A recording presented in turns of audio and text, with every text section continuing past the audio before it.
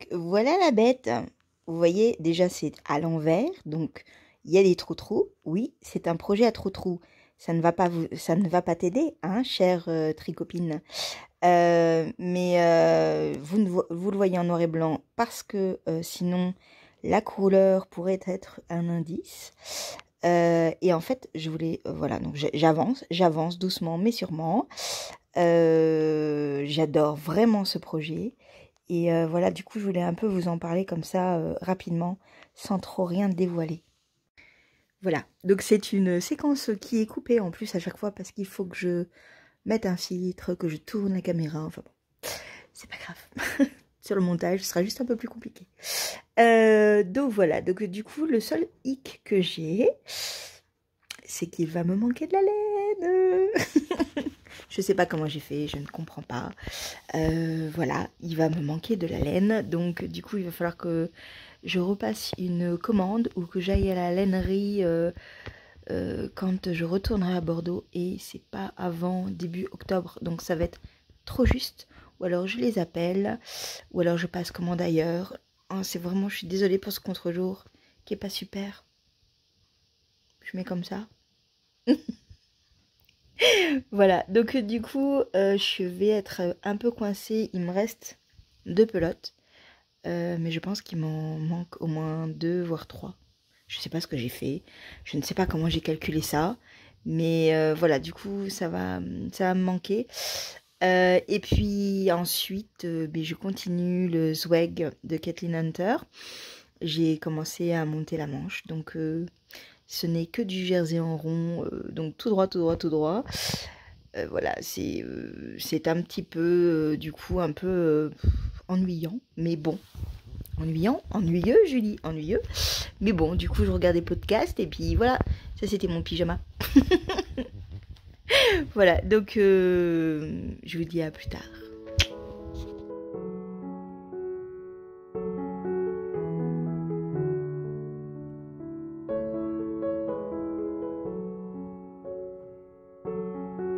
Bonjour, vous allez bien? Moi ça va, je suis un petit peu en repos et ça va me faire du bien parce que ça fait 2 semaines qu'au boulot c'est à fond.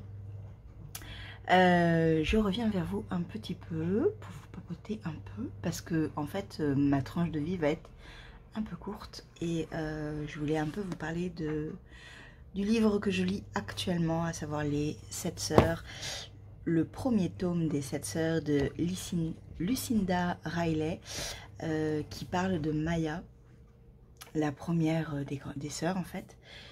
On m'en avait vanté les mérites d'une bonne lecture d'été, voilà.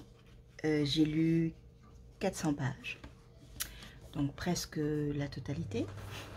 Oui, j'ai un super marque-page. Je vais d'ailleurs le changer parce qu'en fait, je ne trouvais pas mon autre marque-page. Donc, je vais prendre un marque-page que j'avais fait de mon chat quand elle était petite. Regardez comme elle était mimi. Ce petit machin là. Oh, elle était trop jolie quoi. Bon, elle est toujours trop jolie, hein. Mais voilà, là elle est un peu plus grande. Donc, je mets mon marque-page. Voilà, c'était l'aparté. Alors, du coup, on m'en avait vanté pas mal en fait. On m'avait dit que c'était une très bonne lecture, agréable, non prise de tête, parfaite pour l'été du coup. Et voilà, donc je me suis lancée, j'ai acheté le premier tome et c'est compliqué. C'est compliqué pour moi. Je rentre pas du tout dans l'histoire. En fait, pour moi, la romance contemporaine, j'ai du mal parce que il n'y a pas forcément de contenu. Et là, il y a une bonne idée de départ, à savoir que donc le papa est décédé, les 6 sœurs, parce qu'en fait, il n'y en a que 6 au départ, ne savent pas d'où elles viennent, et il leur a quand même laissé quelques indices pour rechercher en fait leur identité et connaître en fait leurs parents biologiques. Donc l'idée de départ est très bonne. Au tout départ, on a donc le regroupement des 6 sœurs. Donc on apprend, entre guillemets, à connaître un peu le caractère de chacun en quelques pages. Très vite, il n'y en a aucune qui sort du lot pour moi. C'est compliqué. Peut-être celle qui habite en Écosse.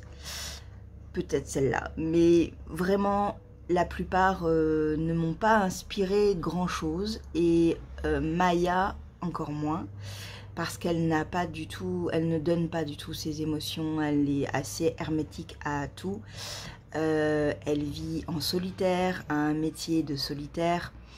On sent qu'elle a eu un passé amoureux difficile et qui l'a traumatisée. J'en sais pas plus pour le moment, au bout de 400 pages. Et très rapidement, elle parle d'un Brésilien, un auteur brésilien qu'elle est en train de traduire. Voilà, c'est assez classique en fait, c'est-à-dire qu'on sait parfaitement qu'ils vont se rencontrer. Voilà, c'est classique. Il y a beaucoup de clichés, des clichés que je n'aime pas, parce que je sais de suite ce qui va se passer.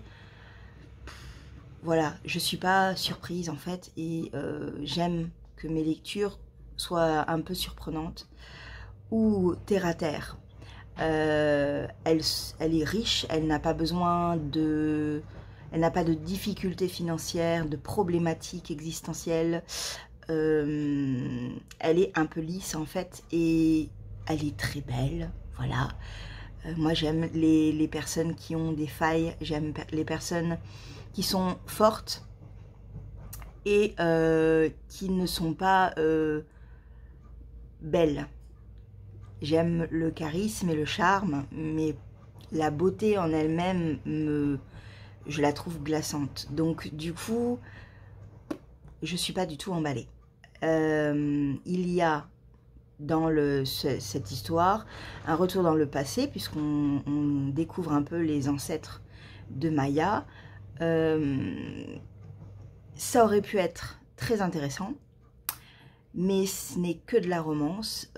Alors, si, il y a un passage, je voudrais pas trop vous en dévoiler, mais on parle d'une statue extrêmement connue, et il faudrait que je fasse des recherches pour voir si vraiment ça vient de France, parce que je ne savais pas que ça venait de France et que c'était un artiste français qui l'avait fait. Donc il faut que je vérifie ça quand même un peu pour voir, mais je pense que c'est tellement gros que je pense que l'auteur a quand même fait des recherches avant de sortir un truc comme ça.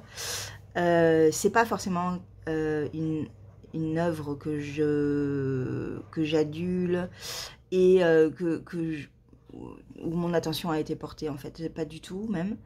Mais c'est très intéressant de voir sa construction, de comprendre l'œuvre en elle-même. Ça c'est intéressant, mais après un peu dur, et pour vous, sans vous rien vous cacher, je suis en train de le lire en diagonale ou horizontale. Diagonale ou horizontale? Enfin bon, je suis en train de le lire, c'est-à-dire je saute des lignes quoi. Parce que l'histoire en elle-même est assez fade et ne m'inspire pas, personnellement, grand-chose. Voilà, donc j'ai juste envie de savoir la fin pour voir si vraiment il y a d'autres révélations. Mais même dès le départ, enfin si c'est vraiment ça, on le sait dès le départ. Voilà, il n'y a pas franchement énormément de mystère. C'est dommage parce que les indices laissés par le père auraient pu faire quelque chose d'encore plus intense au niveau de l'enquête, et du coup me donner ce côté un peu hypnotisant et addictif que je n'ai pas eu, parce que c'est très rapide dans les révélations, un peu trop facile en fait, voilà, et j'aurais aimé plus de difficultés dans cette enquête, voilà. Et que dire du couple? Bah pour le moment, au bout de 400 pages, il n'y a toujours rien, hein, mais c'est fade là aussi, c'est fade parce que elle est encore meurtrie par son ancienne amour. Donc elle ne laisse rien paraître parce qu'elle est vraiment, c'est une glace, hein, y a pas elle n'a pas d'émotion réelle, quoi. Et donc elle n'est pas du tout empathique et du tout touchante et voilà. Donc on sent que lui il est un peu attiré, mais voilà, sans plus non plus. Et non, et vraiment ça ne passe pas, c'est dur, très dur, parce que pour moi qui ai des difficultés de lecture, parce que j'ai du mal à m'y remettre, c'est compliqué, c'est très compliqué, et j'ai juste une envie, c'est de le terminer en 3 secondes et de passer à autre chose. Parce que je suis quelqu'un qui aime terminer mes livres, même si je n'aime pas ma lecture. Parce que je me dis toujours qu'il y a peut-être une petite étincelle qui va relever le niveau. Voilà, l'écriture en elle-même après est assez simple et agréable, hein. Je dis pas que c'est mal écrit, pas du tout. Voilà, mais c'est le genre de roman contemporain, romance contemporaine ou contemporain, je ne sais pas, qui ne m'emballe pas. Je privilégie les romans historiques parce que il y a toujours un fond d'histoire dans l'histoire, mais un fond d'histoire avec un grand H sur la petite histoire de romance qui est très intéressante. J'aime énormément les romans un peu Highlander, voilà, les guerriers assoiffés de sang, j'aime bien. Voilà, là c'est fade, voilà. Je comprends que les gens aient aimé, hein, parce que c'est une lecture détente, mais pour moi, quand je lis ce genre de livre, j'aime bien quand même partir dans un univers où rien n'est lisse en fait. Et là, non, il y a trop de... c'est trop facile pour tout, voilà. Donc j'ai encore 200 pages, un peu plus de 200 pages, 250 pages à lire, qui vont être lues dans ce week-end parce que je vous le dis, je le survole. Et ensuite, je reviens. Me revoilà. En fait, en commençant la vidéo là, je me suis dit, n'oublie pas le livre que tu veux lire après parce que tu vas en parler. Et ben non, en fait, je l'ai oublié. J'ai regardé sur Disney+, une adaptation d'un roman que j'ai en ma possession depuis combien de temps? Très longtemps, je crois, 10 ans, je crois, ouais. Je regarde la date d'édition parce que c'est le poche 2012, presque 10 ans, ouais. En fait, c'est... Alors, j'ai une collection de livres, comme vous pouvez le constater, et j'ai pas mal de livres en attente qui attendent d'être dévorés par moi-même. Et en fait, j'ai un manque de temps donc et un manque d'envie de lire qui s'est installé depuis 2 ans, et du coup, ma pile à lire stagne et reste là. Alors effectivement, ça fait 10 ans que je l'ai. Donc on pourrait dire que ça remonte, mais non en fait, parce que j'en ai tellement acheté, j'en achetais tellement, parce que là du coup j'ai un peu réduit, j'en achetais tellement en fait que j'en ai eu toujours à lire, je devais avoir au moins 50 livres à chaque fois dans ma pile à lire, que ça tournait, et voilà. Je l'ai eu, alors en fait je l'avais pas acheté celui-là, on me l'avait offert à l'occasion d'un Noël. Et je l'avais acheté parce que à l'époque de la sortie du brochet, le premier tome, j'étais à fond à ce moment-là dans les dystopies young adult. J'adorais lire ce genre de lecture, ça me transportait et ce livre me tentait énormément, les critiques étaient très bonnes, et voilà, donc du coup je m'étais dit je vais acheter le livre, je vais le lire, et bon, on me l'a offert. Donc il y a 3 tomes en tout, c'est une saga, donc comme très souvent dans les dystopies, les sagas c'est une trilogie de 3 livres, la plupart du temps, parce qu'il y a d'autres livres quand même qui sont des duopiques et c'est bien aussi. Mais je trouve qu'avec 3 livres, ça peut installer une histoire. Il peut y avoir voilà, plusieurs rebondissements et j'aime bien l'idée de 3 livres en fait. Voilà, ça c'était l'aparté. Donc, je l'ai, je le mets dans ma pile à lire et je l'oublie. Parce que je lis d'autres livres, parce que mon envie de dystopie s'est écoulée, s'est tarie, et donc voilà. Et là, en fait, cette semaine, j'ai regardé l'adaptation de ce premier tome, qui s'appelle Darkness Minds, ou Minds, je crois. Et alors, c'est une adaptation qui n'a pas eu son succès, qui n'a pas réussi à trouver preneur. Et c'est un peu dommage parce qu'en fait, c'est pas si mal. Il manque effectivement des petites choses, mais c'est pour des ados. Donc, je trouve que le niveau pour un ado est vraiment intéressant. Les acteurs sont pas mauvais. Et l'histoire en fait est vraiment super intéressante et j'avais très envie du coup de continuer cette histoire pour voir ce qui allait se passer et voilà. Donc du coup j'ai cherché dans ma pile à lire en me disant non mais j'espère que je l'ai pas revendu parce que ça m'arrive aussi. Je fais du tri, je revends et après je cherche le bouquin et je me dis bah, je l'ai vendu. Voilà. Donc non, je l'ai retrouvé. Donc ce n'est pas Darkness Mine, mais Les Insoumis. Et c'est de Alexandra Bracken. Voilà, j'adore la couverture. Ouais, vous avez les reflets de tout ce qu'il y a, de moi dans la caméra et de mon ordinateur. Désolée. Donc, on va le mettre comme ça. Voilà. Donc, Les Insoumis, en fait, l'histoire, c'est... J'y ai arrivé.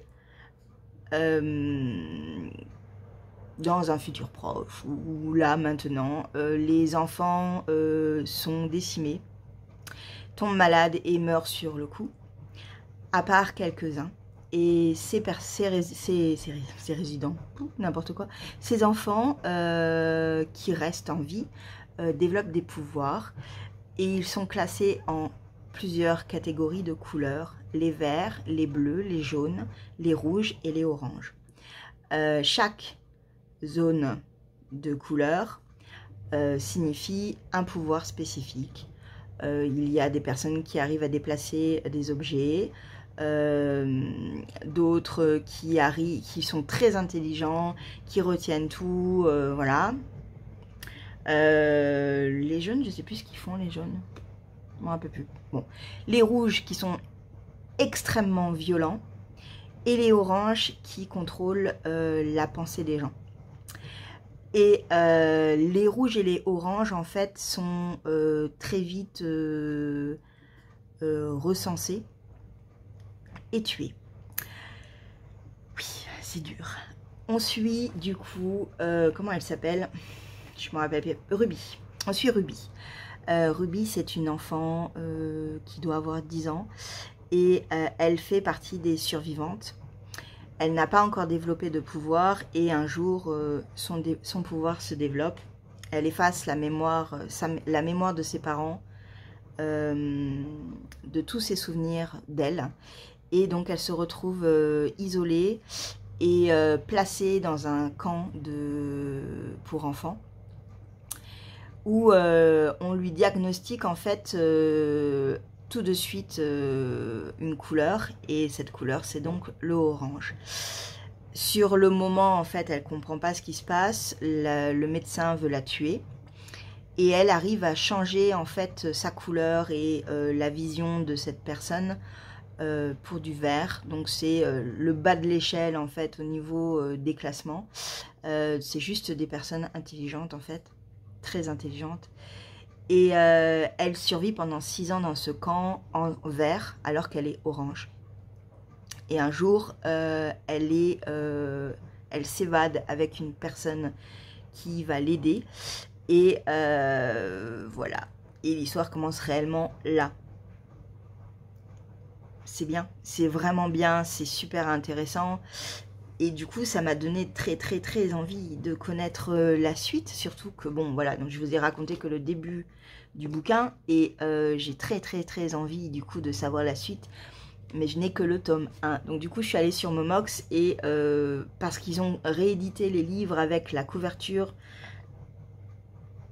de Darkness Mind. Et moi, j'aime pas. J'aime... cette couverture là, donc du coup je suis allée sur Momox pour récupérer des livres de seconde main et j'ai trouvé le tome 2 et 3 qui vont arriver, donc voilà, donc je pense que très rapidement dans ce week-end je vais attaquer le premier tome que je connais déjà du coup, mais je vais comme ça découvrir un peu la plume de l'auteur. Et c'est l'auteur ou l'autrice, et donc après j'attaquerai le tome 2 et 3 rapidement pour connaître la suite. Il y a effectivement des clichés, des longueurs, des moments où je vois une personne et je lui dis « Oh, toi t'es pas bon, toi t'es pas gentil, toi t'es... » Et effectivement, il est pas gentil. Voilà, mais je ne demande pas à ce livre d'être hyper surprenant et adulte, hein. C'est pour des adolescents, donc je vais me laisser porter tranquillement et ça sera une très bonne lecture divertissante. Voilà, j'en suis sûre, j'en suis persuadée. Et voilà, j'ai hâte de le lire. Enfin, je vais le sortir au bout de 10 ans. Enfin. Voilà, donc vous en saurez plus prochainement. Et ensuite, je voulais juste vous montrer mon avancée de tricot. Parce qu'en fait, alors j'ai continué après le podcast que vous avez vu dernièrement, j'ai continué à faire la pièce pour le cadeau de Noël de la box de Noël d'une amie tricoteuse. Et donc du coup j'ai pas mal avancé. Il va me manquer donc de la laine, c'est évident et définitif et incontournable. Il va falloir que j'en rachète. Le seul problème que je vais avoir, c'est que ce ne sera sans doute pas le même bain. On croise les doigts. On croise les doigts. Logiquement, c'est une laine assez industrielle, donc on croise les doigts. Je vais téléphoner à la lainerie pour voir s'ils ont toujours la couleur et peut-être encore quelques pelotes de ce bain-là, puisque j'ai acheté chez eux. On croise les doigts. On croise les doigts, mais je pense qu'il me manque au moins 4 pelotes. Je sais pas ce que j'ai fait, je comprends pas. Je suis une nouille. Donc du coup j'ai pas mal avancé, j'ai tricoté à peu près 150 mètres non 150 grammes, pardon, non pas 150 grammes, si 150 grammes de laine, donc c'est pas mal pour la première semaine. Et puis après je me suis dit, mince, si je veux tourner un podcast dans une semaine, j'ai rien à montrer. Voilà, donc du coup je vais vous faire une tranche de vie cette semaine, vous avez la tranche de vie. Et je ferai la semaine prochaine un podcast parce que du coup j'ai repris mon crochet, donc j'ai continué à faire le dragon, mais là c'est pareil, par rapport à ce que j'ai fait je peux pas vous le montrer, ça sert à rien. J'ai un petit peu filé histoire de dire que, et j'ai un peu avancé sur ma manche. Voilà, donc je n'ai fait qu'une manche. On est le 27 août, il me reste du coup 5 jours, même pas, si 5 jours pour terminer les 2 manches. Et je n'en ai fait que la moitié d'une, même pas la moitié d'une en fait. Si, la moitié d'une, je crois que j'ai compté que j'avais fait la moitié d'une. Voilà, on va y arriver. Il faut qu'en fait que je regarde un film où j'ai pas besoin de trop réfléchir. C'est du jersey en droit, donc ça va aller, ça va, mais il faut que je le fasse et que ça défile quoi. Mais voilà, j'ai fait une partie de la manche, vous voyez, ça s'arrête. J'ai commencé là, et voilà, donc cette semaine j'ai fait ça, jusque là, hop, hop, hop, je ne vais pas perdre les mailles, voilà. J'ai fait de là à là. Ce matin, j'ai fait ça en buvant mon café. J'aime bien me donner des petits trucs. Mais en gros, il me reste la moitié à faire. En sachant que, logiquement, on a une bande de 10 cm peut-être de côte. Du coup, ça fait quelque chose d'assez serré au niveau du poignet là. Et moi, je sais que ça, si je fais ça, je ne le mettrai pas. Je supporte pas d'être serré là. Ça me... Voilà, que ce soit quelque chose de près de la peau et qu'après j'ai des côtes un petit peu ici, ça me va.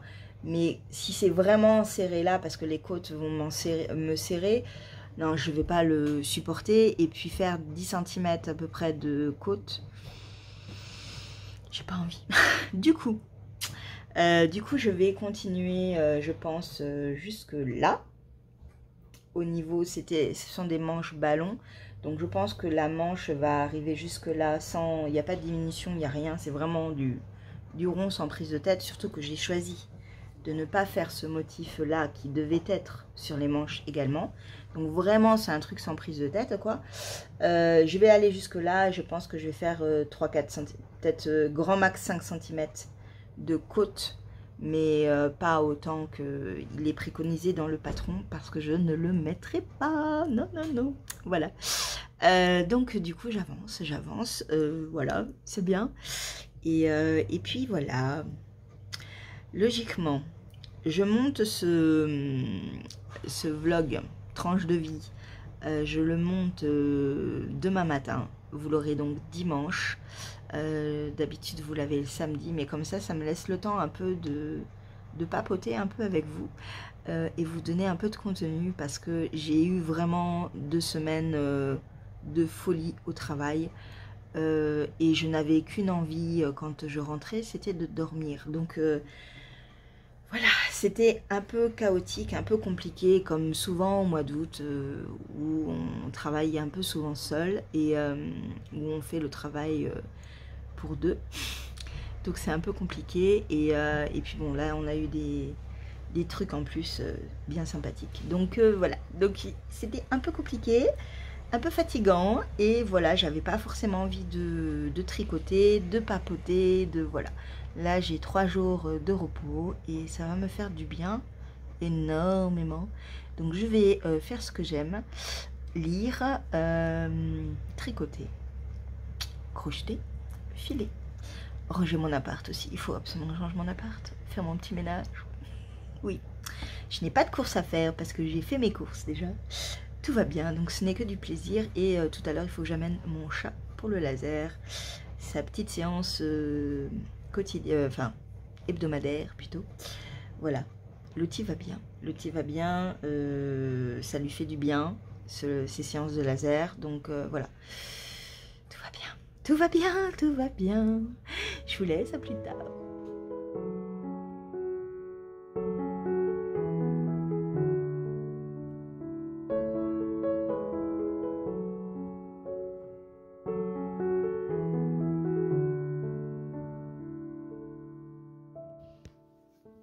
Coucou. Quelques heures se sont écoulées depuis tout à l'heure. Je suis en train de faire la queue de mon dragon au crochet, à savoir cette partie. Donc il me reste encore quelques lignes, quelques rangs à faire avant de l'avoir terminé. Et en le crochetant, je crochette avec un crochet numéro 2. En le crochetant, et B, ça s'est cassé. Ouais. Alors, juste avant de tourner, j'ai quand même été allée voir je suis allée voir dans mes stocks pour voir si j'avais un deuxième crochet. Numéro 2, oui, j'en ai même 2. J'en ai 2, donc ouf.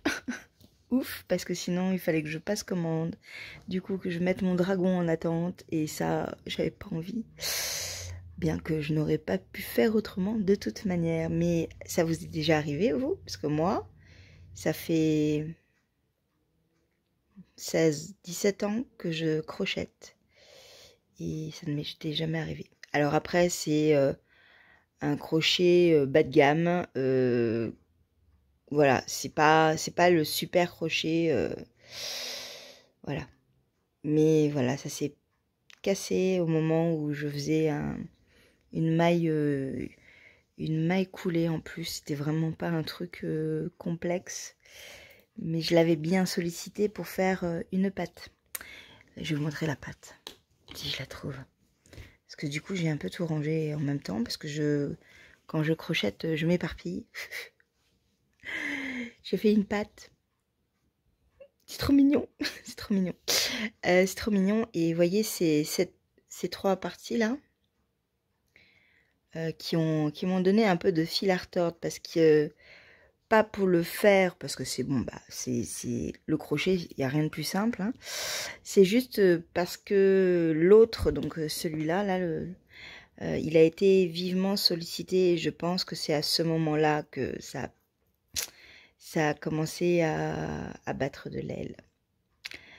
Merci petit crochet, tu as bien travaillé. Maintenant, je vais te jeter. Ouais. Donc du coup, je continue de crocheter un petit peu. Ça fait du bien. Voilà, tout en regardant la télé. Là, j'ai regardé une émission sur l'Alsace. C'était super intéressant. Donc voilà. Voilà. J'ai très envie d'aller visiter l'Alsace. Je ne sais pas pourquoi. L'Alsace, les Vosges, tout ce coin-là, là, ça me tente beaucoup. Voilà. Un petit peu aussi, ouais, toutes les forêts là-bas, ça a l'air tellement beau. Ouais, j'adore. Et puis sinon, j'ai aussi un peu filé. Voilà. C'est beau, hein. Parce que du coup, je file Pardon. Hop, je file cette partie-là que je fais également au fuseau turc. Je vous ai déjà montré ça dans le dernier podcast. Donc du coup, je le file au rouet, cette partie-là.